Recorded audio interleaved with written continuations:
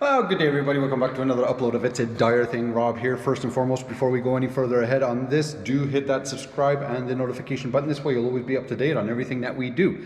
Today's video is going to be about these little guys. These are earplugs. Let's find out how they're made and what they do and how important they are for you.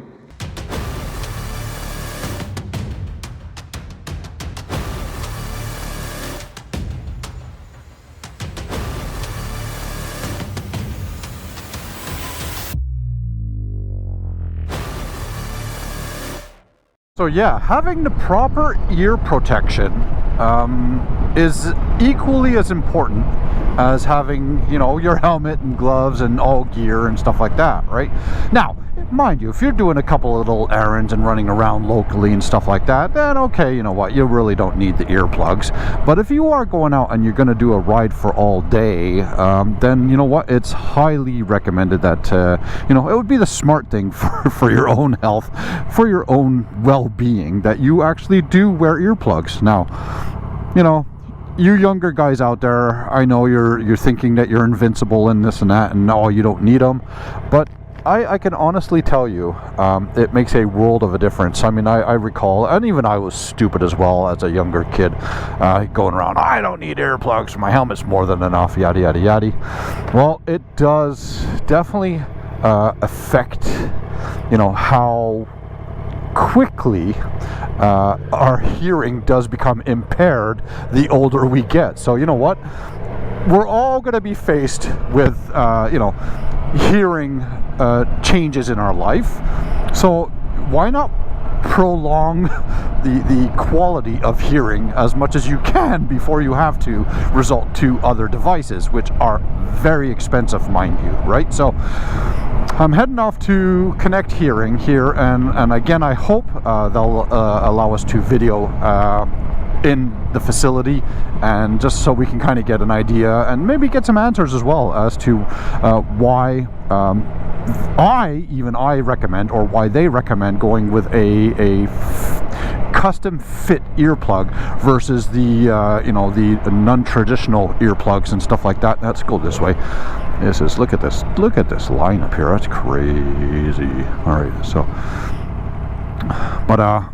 yeah, so you can get custom fitted earplugs, which I think are much more comfortable, and you can actually tailor how much hearing you want to get out of it. So they do have some inserts. Now you can also go get the ones that you see at the bike shows and stuff like that for the $99 special, but their quality of those plugs versus if you go to an actual hearing doctor, or if you go to an actual hearing clinic, and get them done professionally made by those who specialize in hearing aids and stuff like that, you'll definitely get probably a better finish and a longer lasting product. If you go with those little squeezy push-in kind of microfoam ones that you can get off of Amazon and all that kind of stuff, again, that's really not ideal, especially for comfort wise, right? They tend to get very sore very fast, and yeah, your ears become irritated, right? So custom is definitely a way to go. So let's hopefully we can get some inside view on how these things are done. I love them, and I would never ride without them, that's for sure. So we're here at Ellesmere. So this is Ellesmere Warden, and this is our doctor places for a lot of stuff that we go to. But down on the bottom floor we have connecthearing.ca. Gotta go left, right. Now I know they're closed from 12 to 1 lunchtime. Are they open back up again? Connect Hearing. That's the tooth. I was saying, this video is just for my channel, and because on all my videos, Connect Hearing is always in my direct links, because I always encourage people to ride with earplugs, but proper earplugs, right? Not just any little pushy ones, right? Yeah. No. So I've always just been recommending, and I've always been, where do you want to sit? And there. All right, here, I'll move this over here. So, as I was explaining to my fellow viewers or anybody that's watching this in regards to how important it is to have hearing protection, like a helmet, like gloves, like anything else. You know, I was saying it's just trying to prolong our hearing. Yeah. Right. No, that's good. Thank you so much. I'm trying to explain the differences, and I think maybe your expertise would help on this, is what is the major difference between coming to Connect Hearing, not only because of your friendly service, but compared to an earplug from Connect Hearing, all right, or a professional facility versus one that you would either buy off of Amazon, right? Those ones that you make yourself, right? The moldable ones that you make yourself. Or if you get to a motorcycle show, sometimes you see them at car shows, motorcycle shows, they say, oh, you know, we'll make your special plugs, yada, yada, yada. Do you know what the big differences are in regards to? So definitely more in concerns to ones from Amazon. Those ones we can't say for certain where the material's coming from.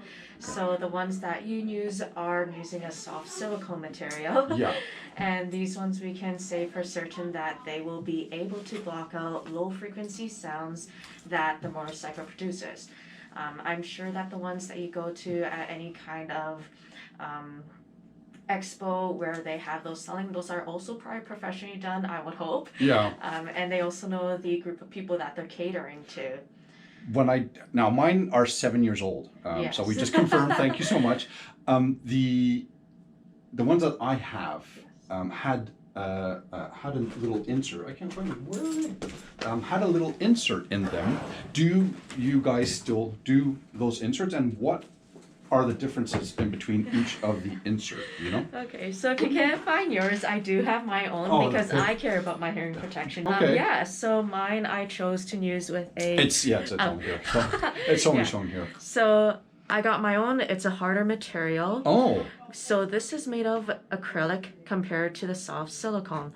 Now the insert you got... Yeah, so that's a red insert. So I know that they were saying that I think at the time when I did mine, they had 3 different colors or 3 different decibel ratings. Yes, yes. So I think, and I asked, if I recall properly, I said I want the one that blocks out the most. Yep. I might be wrong. And that would make sense too. Yeah. Given the red colors. So the ones that we have, they're no longer a little tube, but they're a little bit wider. Okay. So that they block the front, and this has a better ability to block out certain frequencies, certain noises. Are they interchangeable still? Like these ones where if I needed to change it, so that. Yeah. So what's the difference then between the hard shell and a soft silicone shell? So different materials will block out different sound levels.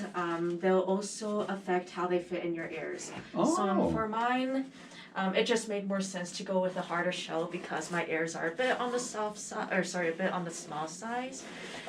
So if we go with a soft material like that, there's more likelihood of it getting damaged over time. Okay. I'm looking a little bit for comfort-wise and sound-wise, they both still affect the same way. It's just what's probably better suited for your ear canal. Exactly. Okay. Now the ones that are softer are able to fit inside someone's ears if the canal is a little bit more harder. Okay. Some people have very flexible ears, and that one will be more suitable to the hard shell as well. I've tried other soft style mold yourself things kind of stuff, like before I bought these ones, and I found that, you know, my ears become very sensitive, right? And even if I use the squeezy ones and just kind of push in for other things, like they within a few minutes it starts to irritate, gets sore, right? So these ones I honestly think again are by far the best, but our ears do tend to grow over time, right? So I've noticed, especially over the past year and a half, wind noise is getting more pronounced. It's getting louder and louder. So I'm presume these things don't shrink. I think it's my ears that probably get a little bit bigger, right? So I mean, it's possible, yeah. What is the recommendation in regards to updating or refitting new earplugs? Yeah, so exactly like what you did when you start to notice a change in how they work, it's time for a change. So there's no life expectancy on these. No. They don't expire, but it's just yourself as to how much you hear and when you start to become a little bit more noticeable of your surroundings and time to change them. Exactly. Cool. So anyways, I'm not going to talk anymore. I know you got so many other clients and customers that are needing some service. So let's get into the actual molding process of it. So this is where we're going to do the initial mold, if I recall properly. Yes. Then you're going to take this and send this off to the lab where they actually do the actual finished product. Correct? Yep. Okay, so let's get to that. So the first thing I'm going to do is have a look in your ear. No point in putting anything in. I try to keep it clean, so please, be gentle on me. I don't know how bad they are. So They're a bit on the red side. okay. How do you clean them? Probably not the right way. I do it with a Q-tip, right? Okay. No. You know what? Actually, I do is I have a high-powered jet shower. You know when you go to the public swimming pools there and those showers that you press and they're they sting because they're so high-powered they hurt. Yeah. Because it's like just really so much hard. Pressure, So I have one of those in my bath because I really like to have high-power stingy shower. So I stand there and I let it go right in my ear, and that's how I normally wash my ears out on a daily basis. Then I use a Q-tip. Okay. Right? I know Q-tips are not supposed to be done, but they're clean. They are extremely clean. They are just a bit just a little bit sensitive. sensitive. Okay. At least they're clean, right? So there you go. So I do recall, so we got to put in these little cotton swabs here because they're going to put a foam, an expanding foam that's going to go inside the ear. So again, you don't have to be worried about this. Yep. So this little foam piece here protects your eardrum from that silicone that expands. So the material that I'll be inserting in your ear is silicone based. And for you, I want to go in as deep as possible. Oh, you can go. I hate to say it, but I really enjoy the feeling of like digging inside the ear, right? Not that I'm trying to get kinky here or anything, but I stand there in the shower and I try to find that little sweet spot of it, like actually going in, and I'm just like, oh, that feels. It's like a good scratch, That's all right. We don't kink shame here. I like a good scratch. It's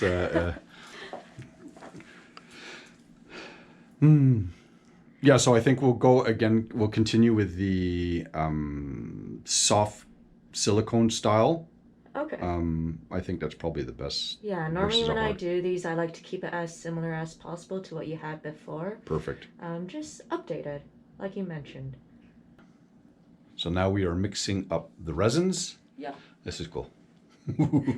So do we still get to choose what kind of colors we want as a finished product? Or are we limited? We are limited, but there are some color choices. Normally I just go with clear. Clear. That's what I had, and it's good. I did lose one a couple of years back, and I had to backtrack through all the travels that I did in regards to actually finding it. And I was so lucky I did find it, right? And then I've had another one lost in we have a community washer. I live in a condo or an apartment, right? And I lost one in the washer, and it went through multiple loads because it got caught inside a seal in between the washer, right? So we found that one a couple of days later, so we were so lucky. So they're not only tough, but they do last long, right? That's what I'm thinking, like maybe if I go with a different color scheme or something like that. My bike is silver, blue, and black, so I don't know if we have those options that we can kind of do a marbleization. That would be really cool. Even if there's cost affiliated with it, I totally would love to. If not, clear, I guess will be. So.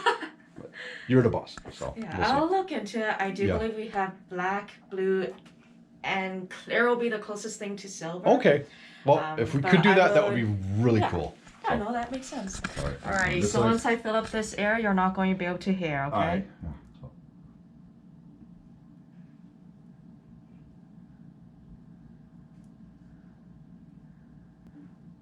All right. Okay. So I can't really hear anything right now as the mold or the I don't know what we would call it, and I can't hear you because you can tell me all you want. I can't hear you, but as this kind of expands and dries and solidifies into my ear, this is where they're going to actually take the mold from. So they'll take this out, send it off to the lab, and then the lab will make the actual ear plug itself. So this is what the final product would be. Just super important, super fun, really good, well done, well designed from Connect Hearing. Their link is always down on my videos, and I'll put a direct link so you can actually click on. They have multiple locations within Canada, and for you guys out in the States, any proper hearing doctor or hearing clinic, aka hearing aid service provider, would be the best people to go talk to. Those people from the expos and the stuff that you can buy online, honestly, save your money. Don't go with that. Go to a proper specialist. They know exactly what to do. So we'll get this done and we'll do a recap at the end. But again, well worth it. Cheers. All right, time to take them out as they have now solidified. Oh, what a weird feeling. It's kind of weird, but it's really nice. Oh, it's like a good scratch. I'm sorry. Yeah, I find people who enjoy using Q-tips do tend to enjoy that scratch. Right? It's, yeah. We're the weird few. So can we take a look at just the pre-mold? Absolutely. So this is the actual primary mold of my ear canal. Gross. But you know what? I'm very happy it's clean, right? Thank God, because that really doesn't make for good video content, right? So there we go. So now they're going to get sent off to the lab, and then they'll cut it and shape it, and then they'll insert the different or the insert that I need in regards to the user's preference. So depending on how much ambient noise or sound that you want to get in through the earplugs is what you would choose, right? So I think we have a different, is there by decibel rating, and how does it work? Like it says it would only allow 98% decibel, or what is the different functions of it? That's a good question. So there are different decibel ratings. This one is the highest that I have. So that means it would be the most quiet. So it blocks the most sound. Exactly. Now there are also different styles. The ones that I'm looking at for you will be to block out low pitches and a little bit in the highs, but mostly the low frequencies. Yeah, like I'm not trying to block out the sound of the motorcycle or the engine noise. It's the wind noise. Yeah. That white noise is what we want. Exactly. Yeah. Yes. So that would be referred to as low pitch sound? Little bit in the high. Okay. But mostly in the low pitches. It seems high pitched, but that's just how we interpret that sound. Ah. But there are others that I simply won't use for you, such as if you happen to own a firearm, you wouldn't want to be able to, you would still want that awareness around you. Okay. But you just don't want that sudden impact. That loud bang. Yeah. Real hot. And okay. I like how they're all color coded, so I know these. Right? That's super interesting. But they are interchangeable. So if one gets one and you're like, okay, I kind of hear this, but I don't want to hear that, then you can kind of justify, I guess you would have a chart stating that, okay, these kinds of noises would equal to this kind of decibel rating or this pitch. And then so you can fine tune it or tailor it to the customer's needs. Exactly, yeah. Freaking awesome. See, this is the things that people don't think about when you're ordering, I'm not going to call it garbage, but when you're ordering low budget product, right? So if you're not paying just for the product and the service, but you're tailoring it to your actual needs. And that's the important part. And that's what makes riding, like when I ride and when I do group rides, it's like 12 hours a day, right? So it's a 12-hour ride. So I'm wearing those things for 12 hours. They have to be comfortable and they have to work, right? Because I've done it in the past, and at the end of the day, your ears are ringing so much. Oh, yeah. It's not comfortable and it takes time, right? So guys, just do it the right way. All right, so there you have it. All right, so get them done. It takes how long normally after the mold? Probably within 2 weeks, I think it was. A little bit. 2 weeks. They on make average. Exactly, on average. On average. So in 2 weeks' time, I will be so much more comfortable. Until then, yeah, again, thank you so much for your services. And again, check this out. Down below, the links and all the direct information. You can reach out to Connect Hearing if you're in Canada, GTA, or any of your hearing specialists out there. So until next time, y'all be good, have fun, be safe. Don't forget, keep it covered. All right. You know what? Let's continue this chat on the bike with a proper mic, and then you can hear me properly. There we go. Let's get we've got the proper setup here now, a lot more clear, because it is a little bit windy out there and I'm sure the sound would be kind of poopy. So Definitely important. I think it's a very smart thing to do. If you're on a tight budget and money is definitely a question for you, then you know what? You could probably get away with an expo system or whatever like that. But so what I'm saying is I've owned the earplugs that I'm wearing now for 7 years. I've had them for 7 years. I really didn't realize that they were that old. So when I paid for them 7 years ago, that was $125 plus tax back in the day. Where now, 7 years later, again, we're COVID time, we're supply chain issues and cost of inflation, and everything goes up in the years as we go ahead. I just paid just under $250 Canadian for these earplugs. But again, the most important thing is there is no price for health. There is no price for hearing. Trust me, you ride around and you don't protect yourself and you don't take the proper measures to prolong your hearing. Why don't you Google up how much it's going to cost for hearing aids? My father just got himself a set of hearing aids because his hearing is starting to diminish, and that was $5,000. $5,000 for hearing aids. So if that could save my hearing for a few more years down the road, then you know what, that's a win-win for me. So anyways, there you have it, right? Again, I really appreciate all the support that you guys do and all the feedback and stuff like that. Come on, car, you want to go in? Come on. Go on. Hello. You want to go in? Go in. Go in. Oh my God.